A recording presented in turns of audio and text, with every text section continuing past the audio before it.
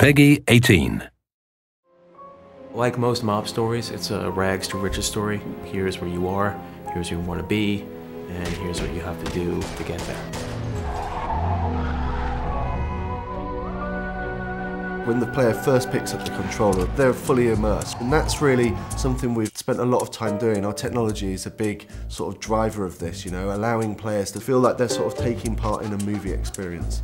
We've built all the technology from the ground up to be exactly as we need it. Being it the AI system or streaming system, things which enable us to make the city alive exactly as we envision it. The fact that we built our own illusion engine enabled us to execute exactly what we wanted to happen in the game. Všechno musí fungovat dohromady, to znamená... Using the illusion engine, we were able to create a real living city. This is not a sci-fi game, so players know how everyday objects should react. It was much more demanding to get these things right so that players believe and trust in the game world. The non-playable characters go a long way to making Empire Bay feel believable.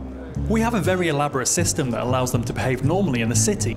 For example, waiting at traffic signals before crossing the road. It shows that our game is not only good fun, but also that there is attention to detail. Every bullet you shoot, it has some impact.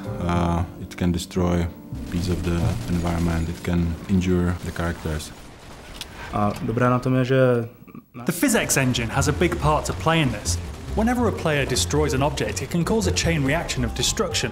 For example, shooting the gas tank of a car can cause it to explode, killing the enemies around it. Because of the sheer number of destructive possibilities, we needed the lighting to be dynamic. Our illusion engine is perfect for this.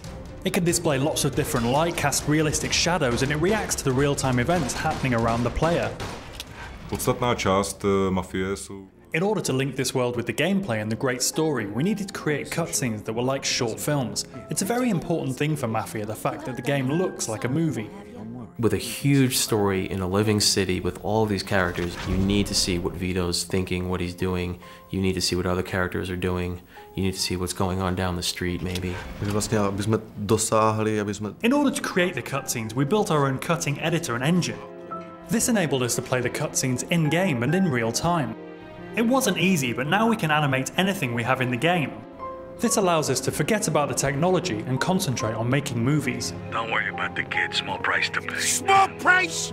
That's my f***ing friend you're talking about. All of us at 2K, we're all really immersed in the world of Mafia. We all love these movies, you know, The Sopranos, Goodfellas, Godfather. Movies that portrayed the real mobsters as real people. I grew up with guys like this, so I look at the story and I was like, okay, this guy is like, you know, this guy I grew up with, this guy's like another guy I grew up with, and then I just, you know, add a little more character into the characters.